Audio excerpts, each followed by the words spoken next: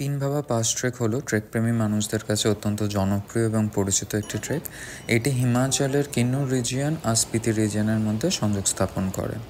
এই ট্রেকটার সময়সীমা হচ্ছে জুন থেকে সেপ্টেম্বর মাসের মধ্যে। যদিও মনসুন সময়, কিন্তু এই ট্রেকটা এই সময় ওপেন থাকে, অন্যান্য সময় ডিউ টু ওয়েদারের হার্স কন্ডিশনে এটা বন্ধই থাকে।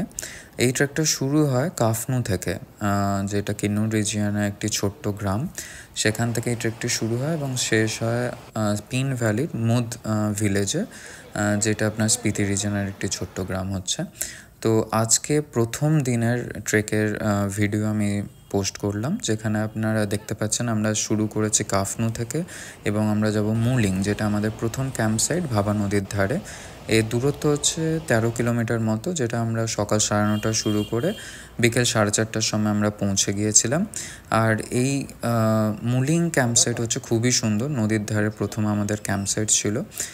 সাথে থাকুন অন্যান্য দিনের পার্টগুলোর জন্য আর দেখতে থাকুন এই পাসের বৈচিত্র্য।